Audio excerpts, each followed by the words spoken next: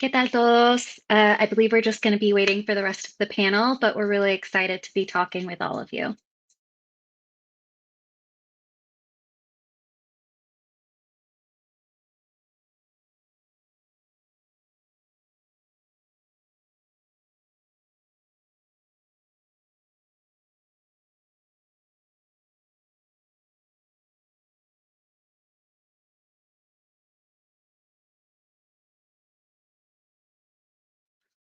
Sorry, thank you, Mariel.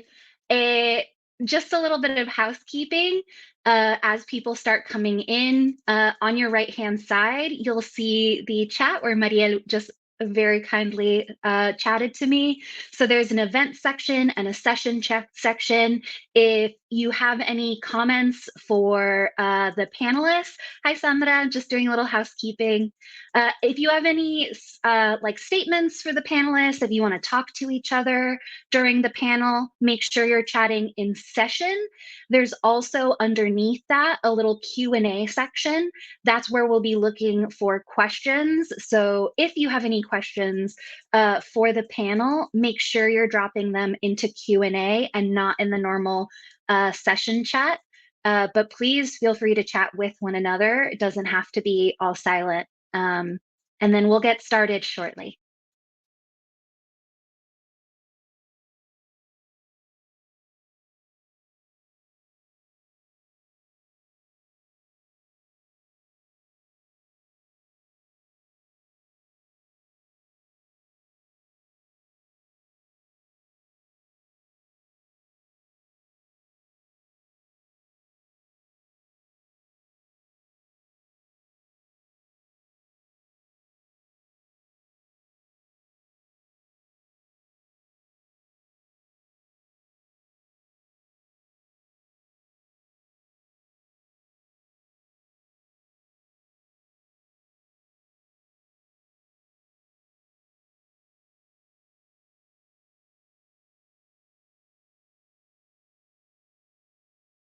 And we're just going to be waiting for one more.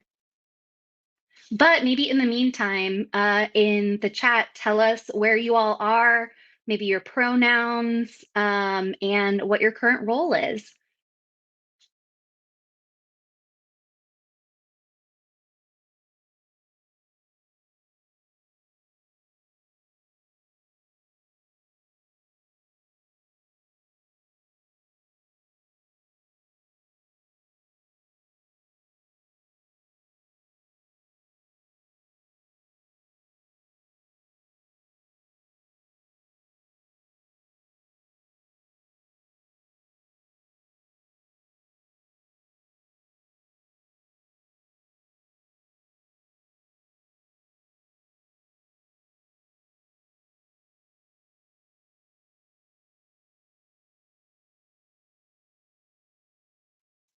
Lots of California. Love it. I've only been there a couple times, but Oakland was dope.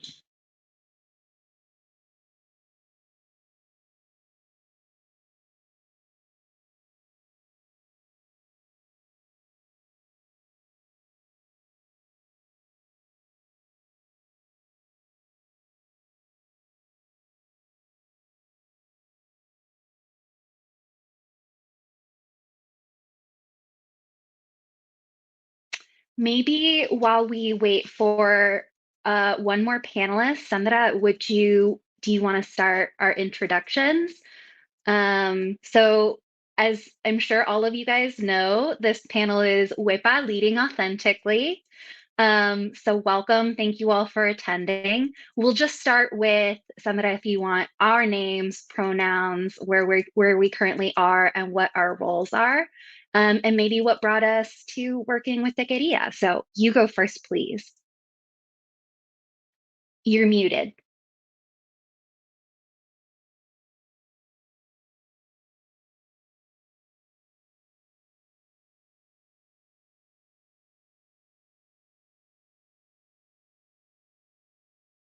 No, not yet. Let me see if I can unmute you.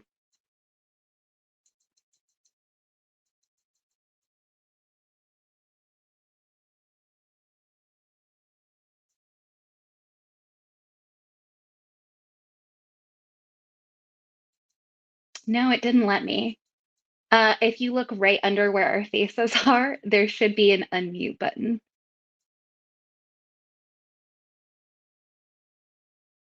Sorry, y'all, technical difficulties. Classic in the pandemic conferences.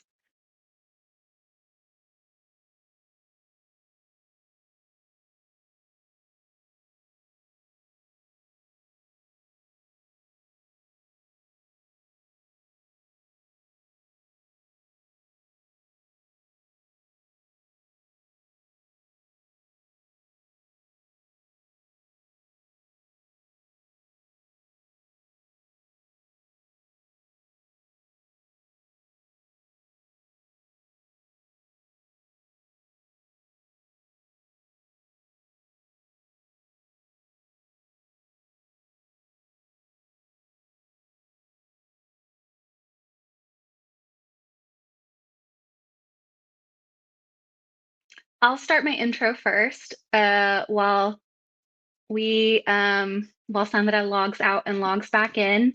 I'm Margarita Caraballo. I currently serve as the vice chair for the board of directors for Techqueria, which is my current affiliation with Techqueria. Also the one of the Atlanta chapter directors. Sandra, I think I heard you.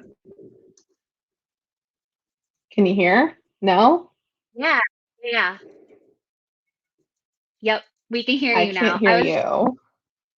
Okay. I'm just doing my intro. So my name is Margarita Caraballo. Like I said, I'm the vice chair for the board of directors. My day job is I'm a senior technical product manager at MailChimp. And I currently work specifically in app performance and product platform. Those are my current specialties. I've also worked in automation, IO. Is that better? Yes. And it sounds like you can hear me Can you too. hear me? Yes. Yeah.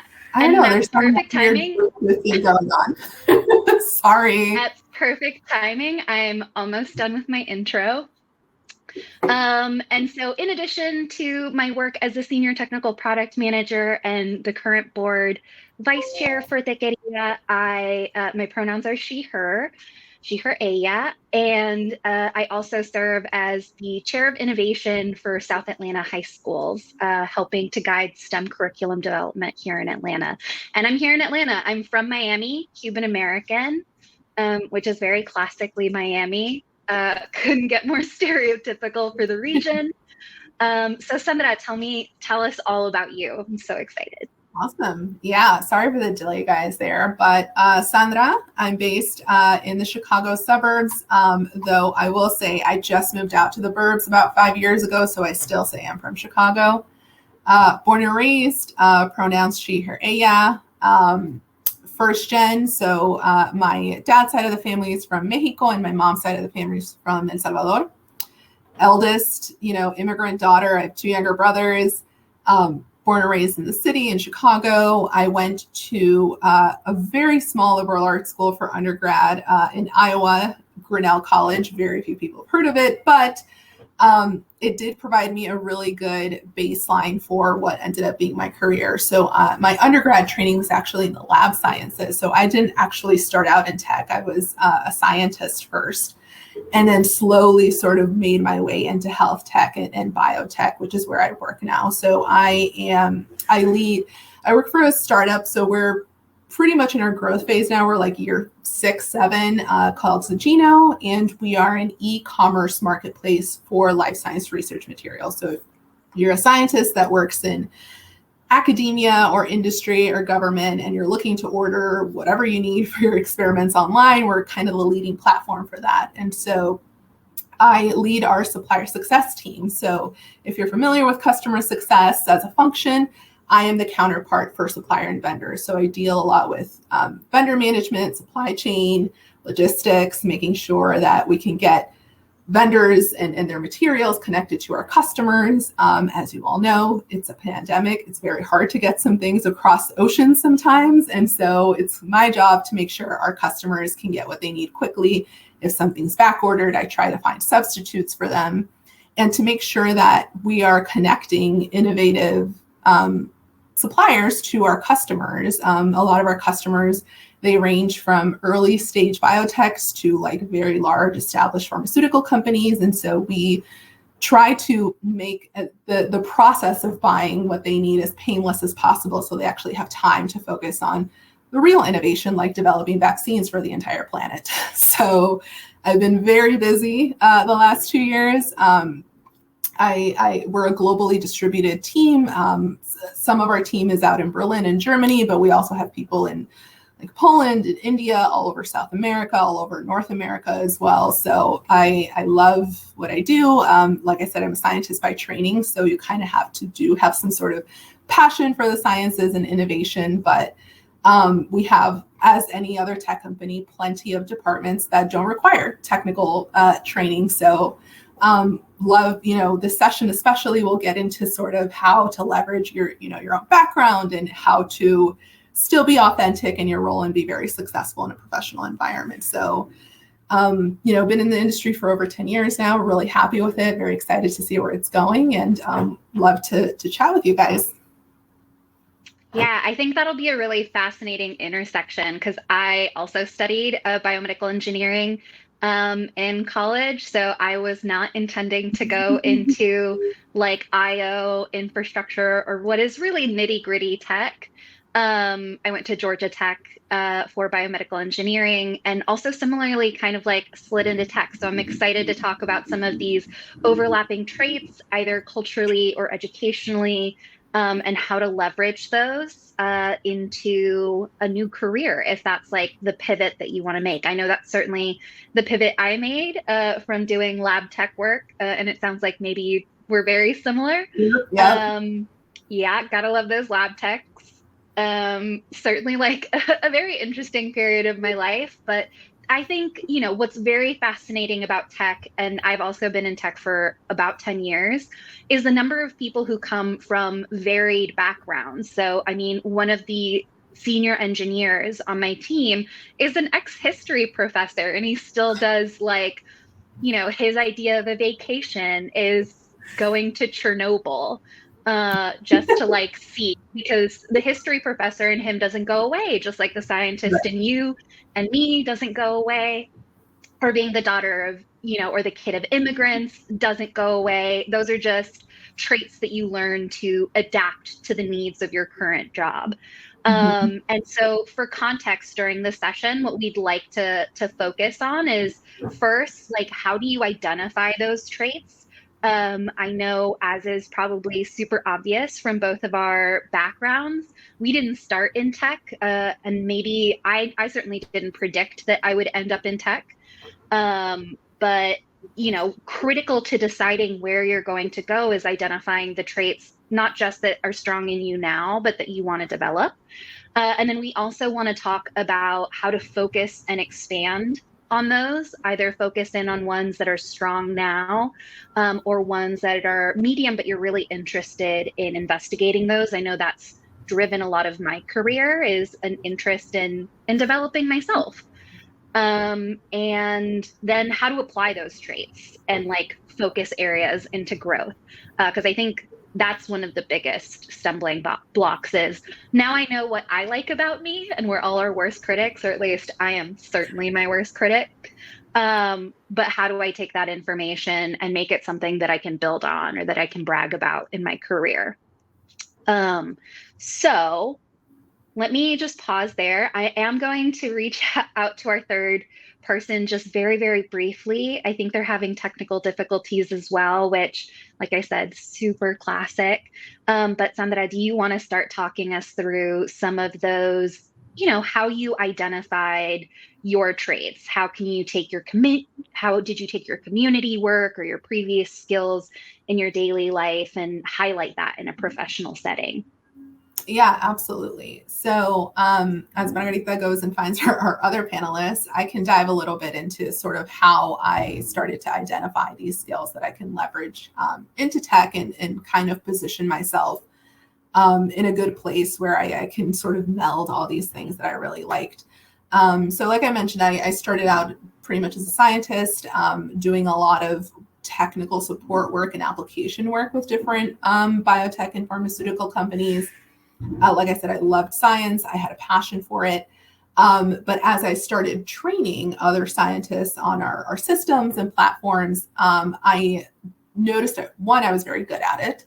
And two, I was able to identify a lot of business opportunities. So as I was, training other people in our systems, I learned more about how their companies were structured, what sort, if they were about to launch a new product into the market, sort of everything that goes into that, both from a finance standpoint, a marketing standpoint, operationally, logistically, how to have enough inventory in your warehouse to meet demand, forecasting, all of these sort of intersections that go into launching a product, which I absolutely loved. And I was good with people. I was good with explaining things.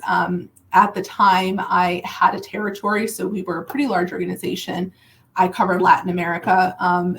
I spoke Spanish. I was fluent in Spanish. And so there was a really good connection there. There's not a lot of people that sort of have this combination of skill sets that had both the technical skills, the language skills, the business savviness.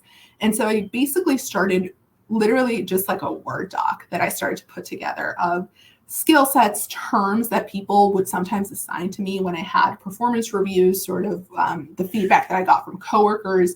It's great to sort of see, you can always have your own perception of how you think you're being perceived in the world, but it's always great to actually get, firsthand accounts from coworkers of how they perceive you, because then you start identifying gaps when you're like, oh, I thought I was being a lot more forceful or aggressive in this, and it's not coming across that way. Like, clearly I need to work on that. Or I thought I was very detail oriented, but apparently people aren't catching on to that.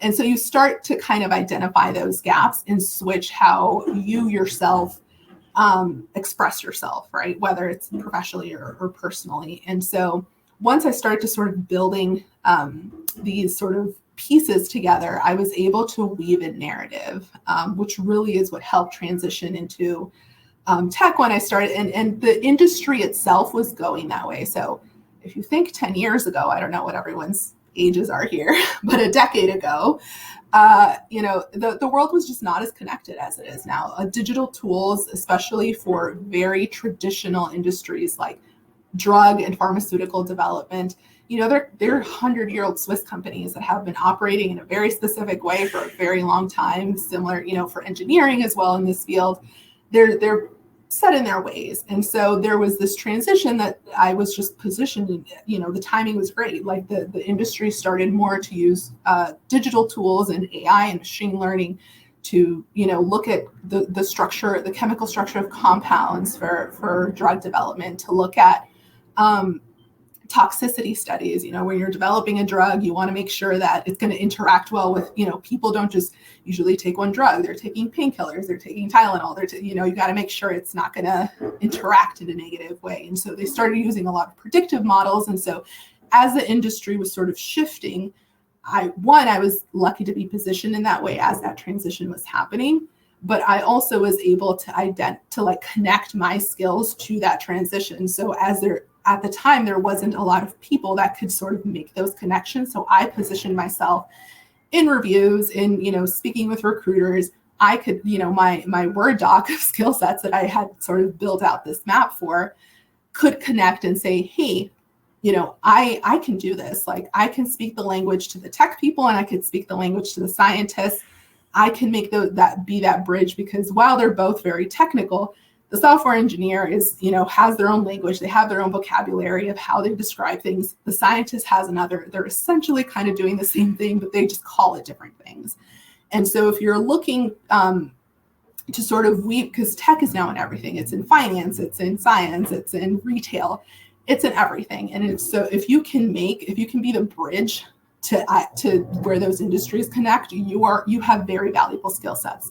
A lot of what I do now is just translating what the scientists are saying to the tech people, so that we can build the products and the tools that are needed to launch these innovations. The amount of the pandemic is a great example. The amount of cooperation and collaboration that happened between logistics and production and scientific development to make the drug, test it, get it out to a global population, requires all these bridge builders. And so if you can be in that intersection, like that's the place to be. Yeah, I think translation is so very real for so many of us. I am also first generation. Spanish is my first language. Although you can't tell, I was put in speech therapy because I had an accent. Accent. Or sorry, I had a speech impediment. What I had was an accent. I had a speech impediment. But I think so many of us spend so much time translating, whether it's because of cultural context or straight up like language barriers, even growing up in Miami, going to school in, more affluent neighborhoods than my neighborhood in Little Havana. There was a lot of that, right? Like bridging culture. And ultimately, I think that's maybe a consistent theme that I hear from lots of Latinx in tech, which is my job has largely manifested out of a need to become a bridge. I mean, that's certainly true for me.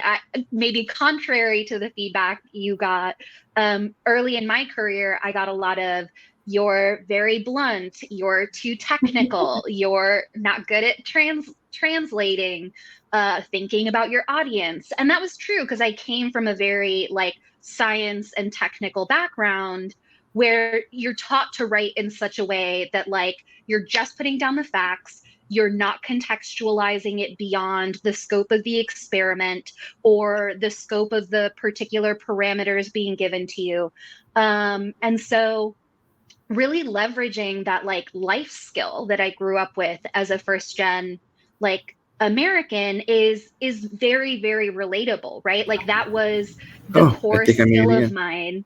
Hi Lupe. Yay, we did it. She made it. uh, that is the core skill of mine that really helped me to bridge that initial piece of feedback. So I let me pause because we have our third panelist here, Lupe, and I want to give Lupe an opportunity to introduce themselves. So if you want to give us we did name, pronoun, where you currently are, and what your role is. Hey, Margarita. Hey, Sandra. Sorry about the delay here. Definitely technical difficulties. I'm trying to do the the video, but still having challenges there unless I refresh my computer. We'll see where it goes. But in short, Guadalupe Romo, Lupe for short, right? Work at Credit Karma as a senior talent acquisition manager. Pronouns, him, él. I love the fact, right, that there's a Spanish pronoun as well, right? Just something to reflect on. Don't know where else you want me to go with that. I know time is limited as well, but Well, so we were just talking, we talked through kind of what the three focus points were we were going to walk through, which was, how did you in your personal career journey identify traits that either came from your community or came from your personal background and leveraged them into your career. And that's kind of where we were. Next was going to be how do you focus in on those and expand? And then we were going to go into how do you apply those traits and focus into your growth. So anywhere around there, what we were just talking about, which a lot of the chat was just very much vibing with, is Sandra brought up this wonderful point about how her career has been a lot of bridging and translating between two groups in tech, in her case, doing biotech, bridging scientists and the market. In my case, bridging engineering and product. I'm a senior technical product manager at MailChimp right now. So we were talking very much about translation and our experiences, like leveraging that as a development point, a growth point in our careers so very frequently. And what I was saying, just as you thankfully joined us, what I was saying was it has been one of the bigger skill sets in my career is translating between two bodies, taking that feedback very early on, coming from a scientific background that I was very one-dimensional in the way I communicated, really like forced me to tap into that, first generation kid translating for a new language or cultural context for my family and friends, and really switched that on for me, showed me that could be a growth point. I don't know if that's something you want to jump off of. Absolutely. I think the biggest thing I can reflect on, just a conversation I had last night with one of my teammates at Credit Karma, would be bringing in the Latino culture of embracement, right? And meaning when I first started at Credit Karma, we had a tech engineering team, non-tech engineering team, and they're pretty siloed, kind of independent from each other, and didn't sit together. And there was a certain vibe of, okay, tech recruiting might be better, right, et cetera. But, recruiting is recruiting at the end of the day. But he started, 2 weeks before me. He's also, a man of color, right? So it just, we just vibed really, really well. Immediately, we're giving hugs. We're crossing what it felt like it was borders, and that we made that a habit on a daily basis. We interacted, with the other team, right? We brought it together. We would do lunch and really just, we joke about it, but in many ways, I think it's very real that we gelled, a tech and non-tech team into one team, and a lot of that. You have to imagine, kind of being newbies. It took a lot of guts. It took bravery to coming in as a new guy to still be you, still be authentic, try to, add your DNA to the culture. But a lot of that has to be, part of just my Mexican background, right? And just historically, I didn't share, my dad's from Mexico, my mom's indigenous from Arizona. Indigenous still on the Mexican border when there wasn't a border, which is probably a different, cool the border story. crossed you. Exactly. Yeah, maybe a different discussion, but very real.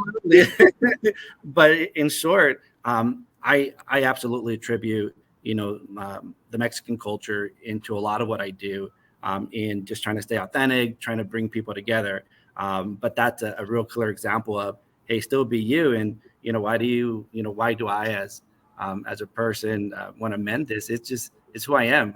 And it's like leaving, we're entering a carne asada, right? Or entering a quinceañera. You have to go to the whole room. You have to say hi to everyone. If not, you're going to hear it later, right? Con el chisme. Absolutely. But, yeah.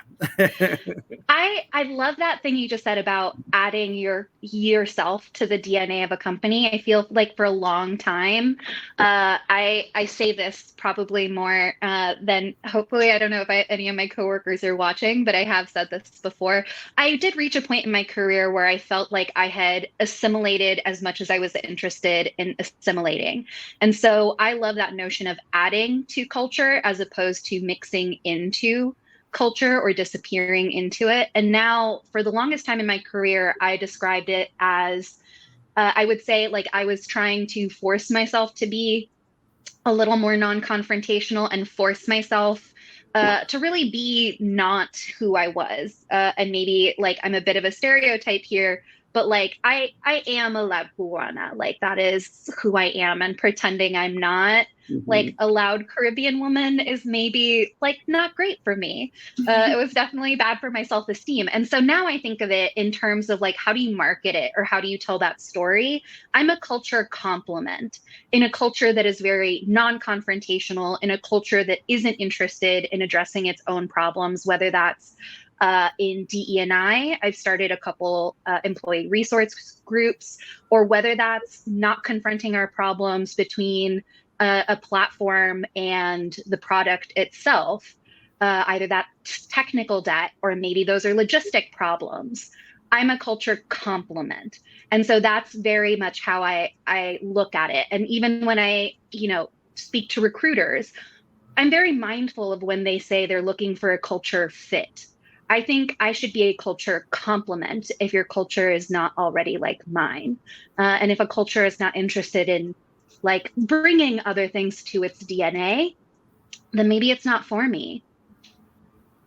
Yeah, I've also gotten very good at like clarifying those boundaries, right? Like, I, similar to you, especially if you're young and you're early in your career, you're just like trying to be the best, right? You're trying to perform and you're trying to justify almost like, yes, you hired me, now I have to like perform and meet expectations and all that. And, that works for a while, that works short term, but long term, it does internally probably do more damage than good. And so you have to get to a place where you are showcasing your skill set and you're performing well and meeting all the metrics you need to meet, but in still like holding that part of you that's good. Because if there's conflict, if that internal conflict is there, it will eventually start affecting your performance, and then you won't do well, and then it kind of snowballs into this big thing.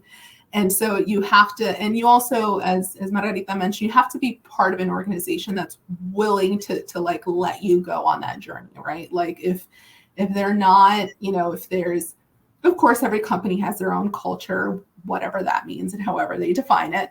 But you also, if your org is not willing to sort of let you bring your own flavor, bring your own processes, it's probably not the right fit for you. And it's okay to say no to that and find something that is. People usually operate from like a framework of scarcity and think like, if I don't take this, it's not, I'm not going to find something else. Tech, thankfully, is an ever evolving thing, and there will always be, as technology advances, there will be places where you can fit, and there's always like, pick your function, pick your skill sets. It is if you go into it from a mindset of abundance and say, hey, I have this thing to offer, it's okay if you don't want it because I can find something else. That's fine. I was just going to say, I think that's very real. And like, I think you have to balance that, of course, with like being a woman or being a woman of color or person of color generally.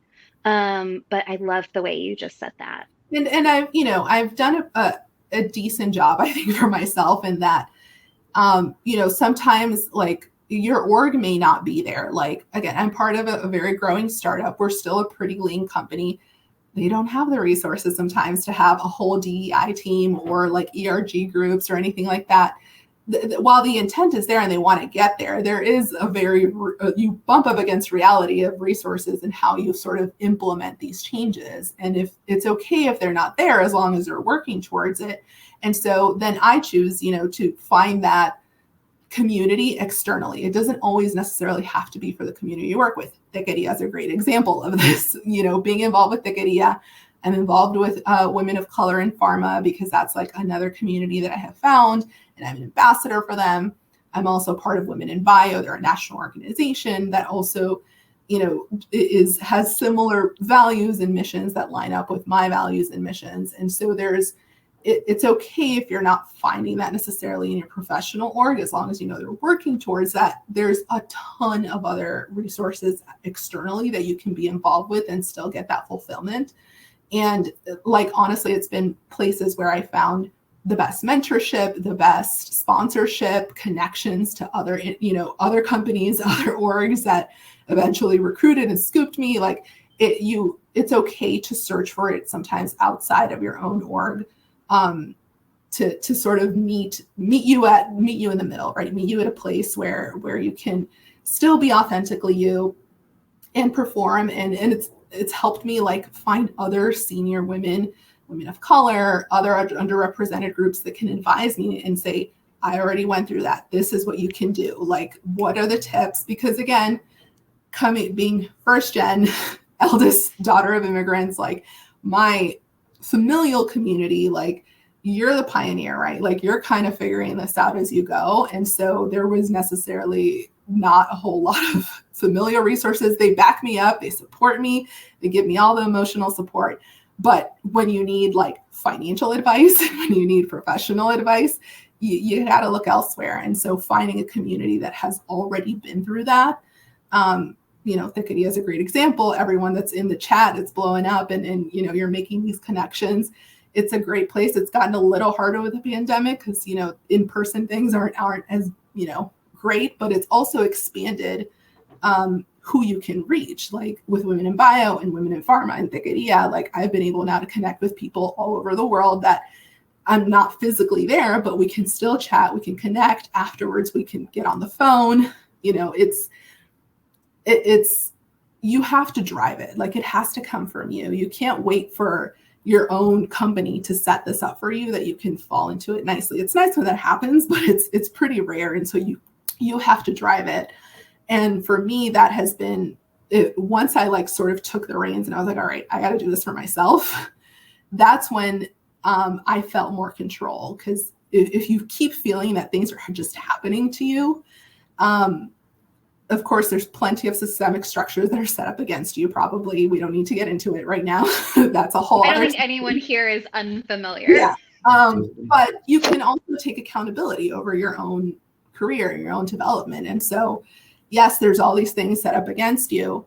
But for me, I always felt more helpless, and like when things were quote unquote outside of my control. But if I took active action against figuring it out and connecting with others that were also figuring it out, that always made it, at least for me, from a personal fulfillment, like I was more in control, even if there were still random things that, part of the pandemic, I had been laid off, and I, quickly was able to bounce back. Like there's, even in bad situations, you can still take control, even if it feels like you can't. And it usually comes from being yourself and being authentic. And it's scary to be that vulnerable sometimes, especially in professional settings, and you don't know who these people are and how they're going to react to you. But it's a quick sort of BS meter with coworkers, especially if like you're yourself. And, I talk the way I talk, and I talk about what I do with my family, and it might be unfamiliar, especially, like I said, a part of a global company. There's people in other countries that like, my pop culture references aren't always going to line up with them in office hours, but it's okay. And depending on how they respond to you, you'll be able to find that community, right? If some people are lukewarm and they're just like, this is just, transactional, it's another professional sort of engagement, that's okay. You can keep it professional, move on. But if you vibe with other people and find that like, oh yeah, like this happens in my family too, or yes, we celebrate this holiday too, that's where you kind of start building that. And, some, like I still have coworkers from other roles and other companies that I got very close with. And it came from conversations like that, where everyone's afraid to be the first one that's vulnerable, but like if you can kind of do it first, usually everyone's thinking the same thing you are. Yeah, I call the concept. Sorry, Lupe, go ahead. No, I was gonna just two takeaways there, even in a journey that I've experienced, right? One would be taking control of your environment, and that can be, again, like you mentioned, right, on either getting away from a toxic environment, people that really maybe not care for you. Again, you have that control. The other piece that I relate to is the vulnerability, just the openness. But there has to be a willingness to open your mind, to open your heart, right, and just lead with positive intent. So a lot of what you're mentioning absolutely resonates. I think those are keys to just my own authenticity with people, and just trying to show who I am. And si te cae, te cae. If not, right, hoping it's still all good, and we can build a relationship off that. But absolutely, vulnerability is a big one for me. Yeah, I agree. I call the concept building my council. And so it's literally like a group of people who have become my friends either through organizations like Techqueria or past coworkers who I've looked at them and I've been like, damn, that person is so good at this other thing that I'm like just okay at. Or I really trust this person's opinion on, this other part of my organization. I don't know that much about that area, but I know that dude and he knows it. And I call it building my council. And it is very, very much like most of the time have to be vulnerable first and either ask for a favor or like build up some amount of social credit with them. But now, the further I get into my career and the more I leverage these other voices to either, review a cover letter because I know that they know more people in infrastructure operations. And so, how my cover letter le va a sonar a the recruiter for that other team. It's important to me to have someone on my council who can speak to that and help me edit that. Or even just before this, I was editing a friend of mine's resume and being like, hey, reorganize these bullets because I've been on these interview panels before. And I know, some people only skim the first two. So you want to move this one up so that it's like front top of mind for your interviewer. Things like that are things that you can get through partners here at Techqueria and people who are like really tapped into what you're looking for. And that's really what you're looking for as I'm looking at traits. So for a long time, like I said, I was very like blunt, direct, and it is not that I changed that fundamentally about myself. What I changed was how I presented that blunt and direct information. And that was based on feedback from people in my council, from people who became friends of mine over time. And so I didn't have to give up any of that. Like, I obviously still talk with my hands, as I'm sure they've appeared on screen here. Or I say things are like, I'll be in product meetings and be like, yeah, that solution's sick, it's tight, whatever. And, maybe not like the most professional to be like, sick solution, we're going with that. But it is who I am. And it's like direct, it's moving forward, finding out, feeling out those edges. What does your org, allow and not? And then if what they, aren't vibing with is something that's really intrinsic to you, then I would say break the problem down, right? So if you're trying to develop, when I was working more as a senior technical engineer, and I was looking to move more into project management and product management, I was really at a fork in my career where I had to decide, did I want to dive even further into engineering and being an IC, or did I really want to focus on these people-oriented, soft skills, process-oriented traits? So focusing on like, what is the next step that like will give me joy, that will fulfill something for me, and then starting to break that problem down. And I describe it to people I mentor as you don't get to the top of the mountain in one day. So pick your summits, right? What are the points in which you feel satisfaction that you're moving towards the top of the mountain you want to scale? So for me, most recently, it was making the case for technical product management. But there was a lot of steps between starting that and then actually getting to the point where you can prove to a growing org that something you believe in is necessary and set those goals. And if you can't accomplish them at that company, fine, figure out what you can accomplish at that company towards that end goal and get as much as you can out of the council that you can get there. And that's generally how I think about my traits now versus my growth. What are the in-between steps that will still satisfy me? Yeah, I can relate a lot to that. And what's helped me as well to like, once I had my like map and skills and like how, contextualize it, connect it to the business, was being very outcome oriented. So like if I was making a case for, we need to involve, X amount of our customer segment in developing this product, we need to do it because of X, Y, and Z. And if we do it well, this is the impact it's going to have on the business.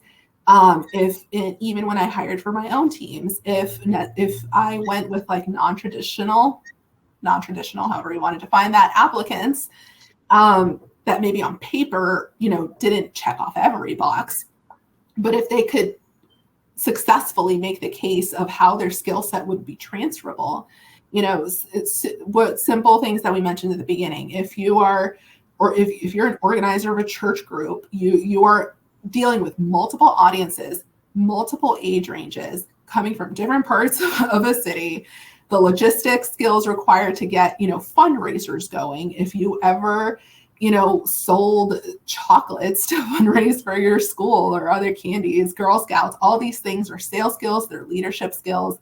Again, from age 5 and on, I was translating did I know what it meant? No, but I knew the word as a kid. And I could translate stuff for my parents and in my community. So you are able to take not only language skills and translating from one to the next, you're able to take very complex set of information, pick out what is important, and then translate that to make sure you're conveying the right impact of whatever was told to you and giving the person enough context to make decisions, especially if you're in a doctor's office and you're translating medical things for your parents or other people in your community. That is like, all of that is important in professional settings, regardless of the industry.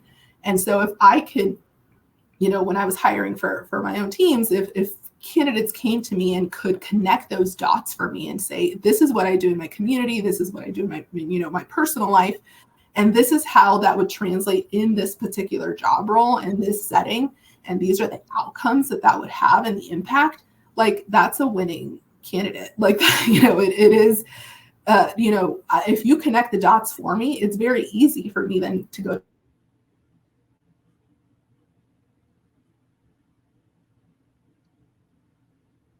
Is it a freeze, Margarita? I did freeze. I think so. Or she froze. Okay, there we go. She's back. She's back.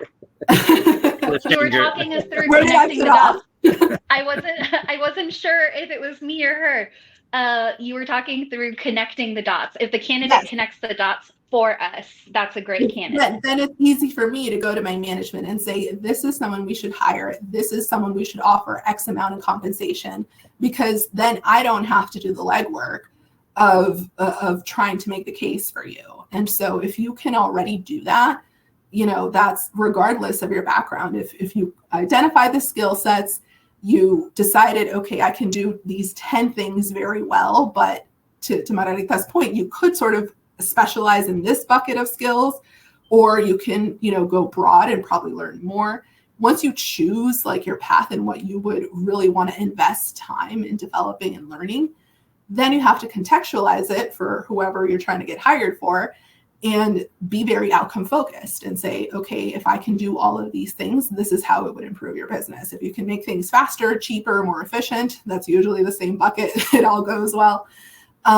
You've got a winning strategy. And at least for me, when candidates have come up in these roles that I've hired for, that they have this ability to very clearly articulate what they have and how that would be impactful for the business. That's in any function, that's a really great trait to have. Yeah, I think that's also really critical for self-advocating. So, I am part of a lot of the interview process, but when I think about advocating for self, what I find in a lot of people earlier in their careers is they're leaning on their managers to tell them what they're doing well or not doing well. But I would always encourage people, and I phrase it as a brag doc. It could be a spreadsheet, it can be like, iOS notes, like whatever works for you. Whenever you do something that you think absolutely speaks to the competencies or the job requirements of your particular role, or the role that's one up from you or the one you're going to be going for, put it down. Like, even just throwing it into like a doc for a second, and at the end of every month looking through it and being like, okay, this thing had this impact, this other thing had X, Y, and Z stakeholders, and it improved things in these ways. Even small things like small tasks that might be repetitive tasks. So whenever I was working as a technical support engineer, even then there were repetitive tasks that might be small alone, but as an aggregate, I could say I spent X amount of time doing this repetitive task. And in the next quarter, I automated it in this way. It reduced the amount of time me and my coworkers were working on doing this thing manually because I automated it. Now they're free for all of these other tasks that the team shares. And those are the types of things that we all kind of like write off as really, well, it's part of my job, it's what I had to do, but put them in your brag doc. And then that way, when you're talking to your manager about a promotion or not, you can start sharing those things and being like, hey, I did all these things. It seems to me to speak to this next level or this next promotion. And even if they're like, no, not quite, it at least leaves you a jumping off point to be like, okay, well, what would you be looking for? Mm-hmm. What types of advice, like what types of actions?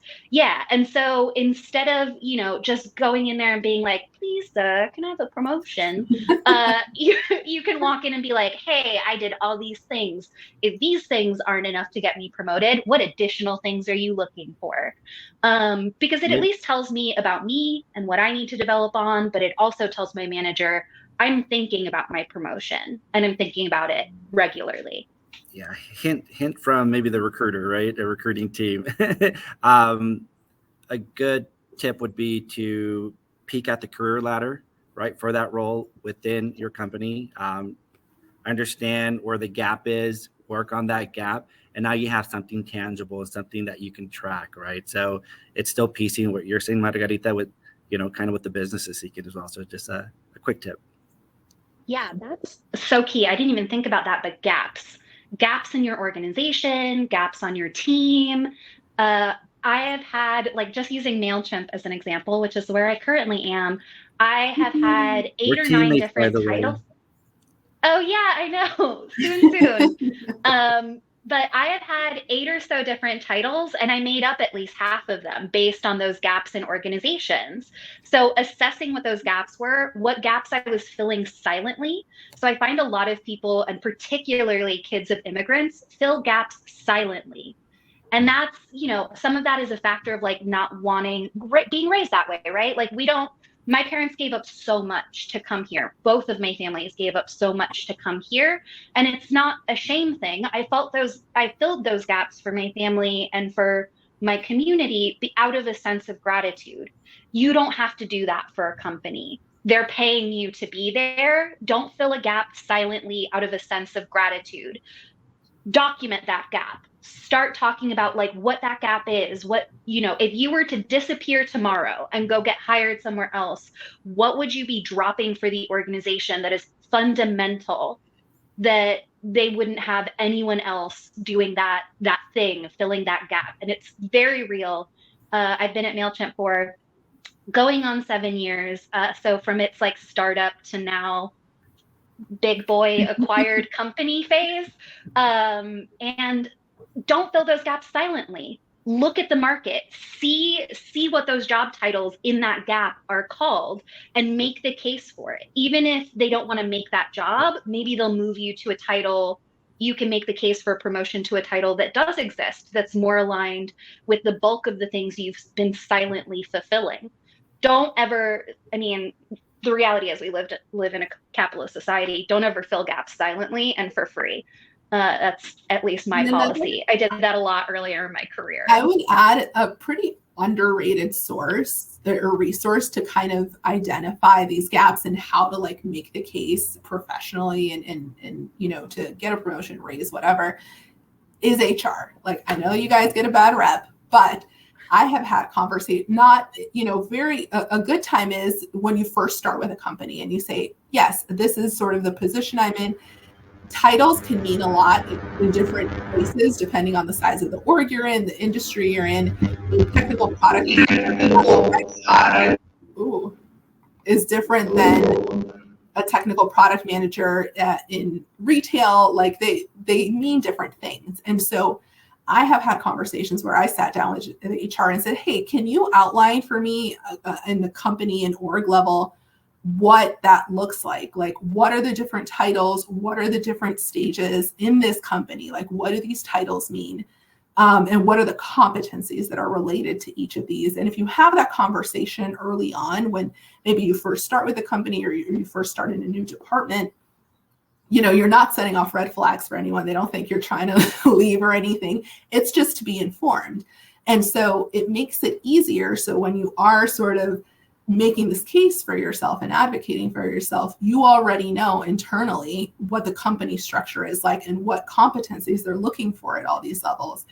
That went very well for me when I initially made the switch from an IC, an individual contributor, to then a management role and a supervisory role, where then I had direct reports. And I had, a year before I even got to that point, had a conversation with HR and said, hey, this is something I might be interested in down the line. What are the skill sets you're looking for these roles? What, do I need to have a certain return, hit certain sales numbers? Like, what does that look like for this company specifically? So then by the time I had time, like, to fill in those gaps, if there was something that wasn't quite competent in, I had time to build into it, so that a year later, when the opportunity arose to create a new department or lead a new team, I already had those definitions down and those terms down. So like HR is, as intimidating as it can be, sometimes they're a really good resource for that kind of information.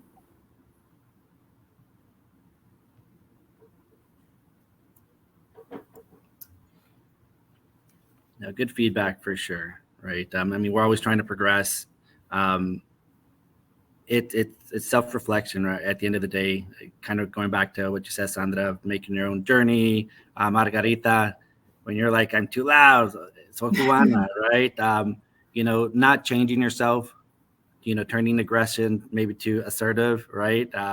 I kind of grew up the other way around where I was too quiet, too nice, right? Don't want to cause issues, don't want to stir the pot because things are going well. And so even in that, in that sense, saying no and stirring the pot isn't bad, right? You're just creating more value. You're creating a different perspective, to, hoping to impact strategy of some sort within your org, within your business. But long story short, it's don't change yourself. Just in certain ways, Well, and Lupe, have you found, like, as a recruiter, because I had some times where I would, certain skill sets, like if I was considered too aggressive or too direct, certain departments that might have not been viewed as a good thing, but then other departments, it was great, like sales and business development, a lot of client-facing roles that plays out very well. If you're in a more day-to-day task-oriented data analytics, like that might not play out as well. So have you found that people like jump departments depending on like how they can leverage those skill sets? I say for us at Credit Karma specifically, we're super fortunate to have what we call Credit Karma University, right? So internal classes to help develop our, certain skills, whether interpersonal, technical, etc. I'm sorry, y'all. I think hopefully you can hear me, but I can't hear you now. 3 for 3 on bad conference. 3 for 3. Conference mojo. I'm so sorry. Short answer, Sandra. It's not just, if you feel you can leverage your skills better in other teams, it happens. Absolutely.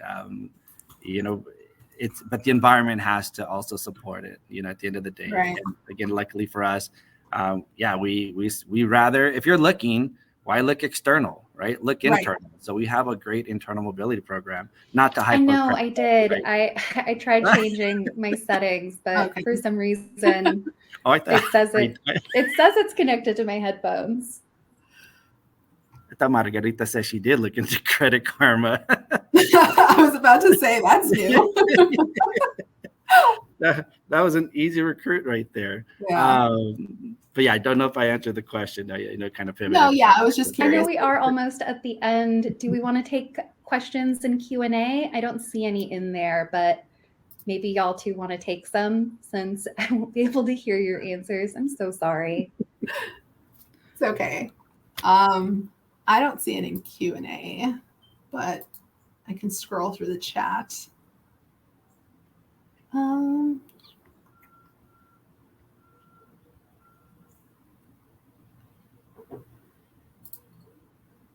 Questions? If not, we can keep chatting. I don't think that's a problem for us, but we do want to give people the chance to ask questions.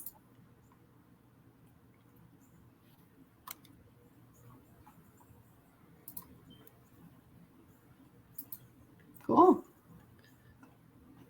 I definitely wish this was in person, wish I was on video. Yeah. I can absolutely see this being, with all the attendees, being a big party, right? Just eating together, having a jamaica or chata, if you want to corona, that works too. The food and the music would be on point. Absolutely. A great event and just grateful to be here. So appreciate it. Awesome. Well, I think if we don't have any questions, then we can end the event.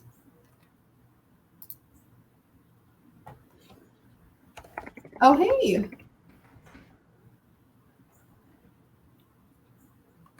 Cool. Manager. Great. Well, it was great talking to everyone.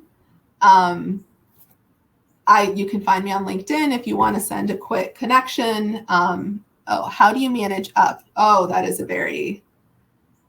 a tough one. It depends. Lupe, do you want to take a first stab at that one? Right at the end. My style honestly is pretty consistent with everyone around me, whether it's a candidate to an executive to my family at home, right? And it is just very open and very honest and setting real expectations. I unfortunately do have a habit of taking on too much at times, where that's my own thing to work on. But if there is something that's going to elongate, at least making that an awareness. So managing up is just setting expectation and just being real on those expectations. Don't drown yourself right when something's not going to work as well as you want it.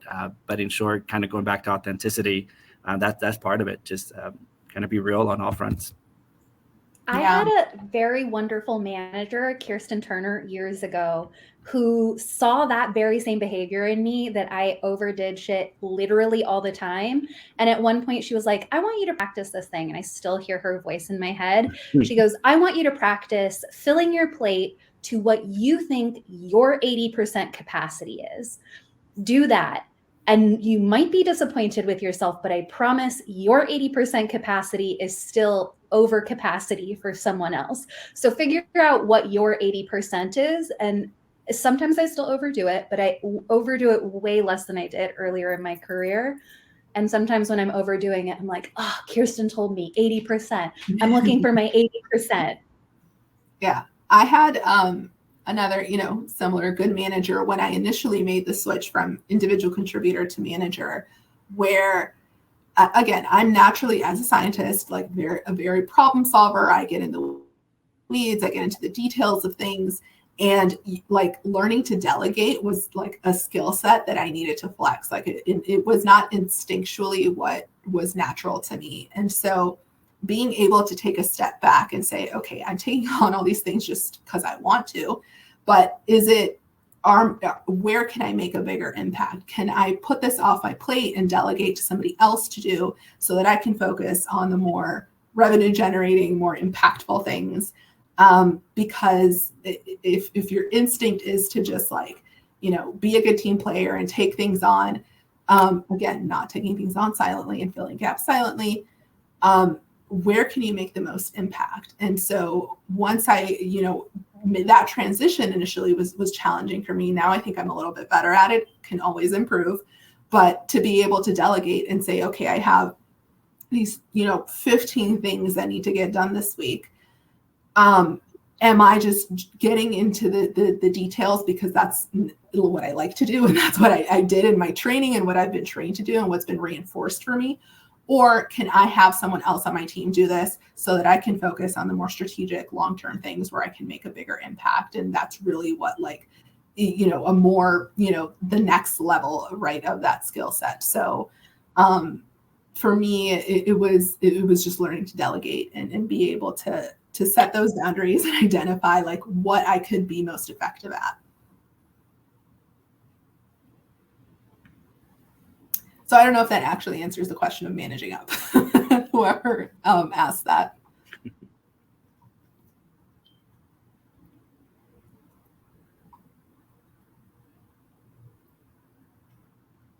So someone asked, if I'm looking to advance my career in customer success, what tech skills would companies want to see from me? I have 6 years of experience in the business to customer space, B2C space, and I'm stuck on what exactly I lack and how to pivot. So I actually spent a lot of time the last couple of years working with our customer success team. And I actually did a talk for Churn Zero during their conference last year on bridging the gap between customer success and product. And what I think is really key there is figuring out what your next step is, right? So if what you're trying to do is pivot into the product portion of tech, then figuring out, I think that translation skill that Sandra mentioned is critical, right? There's a huge ocean of space between customer success and what customer success managers think about and what product teams think about. And if you can think of what skills do you have as a customer success manager to leverage what you know about those medium to large size customers for the customer segment you've worked with, because that's predominantly what customer success managers focus on. If you know a lot about those customer personas, frame that when you're applying to product management skills as in-depth knowledge into this particular customer segment. And you can frame that in terms of like revenue like possibilities. And that's an action item, right? So that's telling that product team, hey, if you're interested in acting on this revenue stream, that's an opportunity for your company, I am your primary stakeholder. I can tell you about how those customer interactions go, what they're looking for, what, you know, our product lacks or what another product lacks that we can action on. If you're looking more towards engineering, think about the incidents your customers run into. So let's say you focus exclusively on large customers, and they frequently run into performance issues, scalability issues. Think about those vectors of engineering and focus on those skill developments. How do you frame yourself as a potential apprentice that is very much interested in load testing, maybe test engineering, developer advocacy, things like that. So it depends on what direction you want to go in, but I would very much frame it in like, what is your strength that you can add to a very common weakness in product and engineering teams?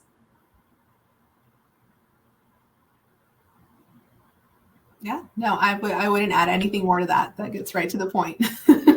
Yeah.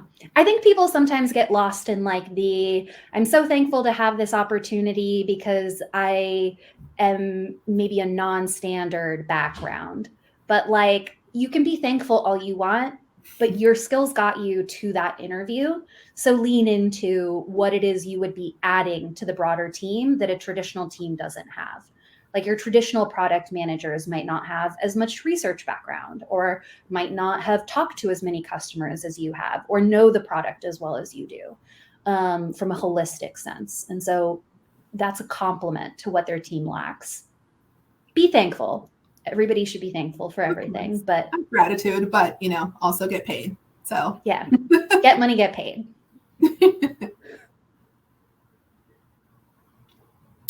Cool. So I think we are at time. I think so too. I think we actually are over, but that's okay, because who actually expected us to stay on time? I mean, in fairness, we didn't start on time, so that's true. Maybe we're right at time based on for duration. I think we're good. In Latino time, we're perfectly on time. Maybe totally. we have at least like 30 minutes of wiggle room. So yeah. Well, thank you everyone who attended, and it was lovely to meet you, Sandra and Lupe. Yeah. And you know, if you guys, I'm sure, you know, if anyone wants to connect with us on LinkedIn afterwards, you can, you know, put your stalking skills to use and find us. We're very easily findable, I think. Yeah. Like I said at the top, I also am a board member for Techqueria, so I'll probably be at the expo booth a couple times throughout the conference. So I should be probably the easiest to find. Cool. Well, thank you guys. We'll be in touch. Thank you so much. Good luck with the rest of the conference, and hopefully we'll cross paths soon. Yeah. I hope everyone enjoys the conference. Yep. Bye. Bye.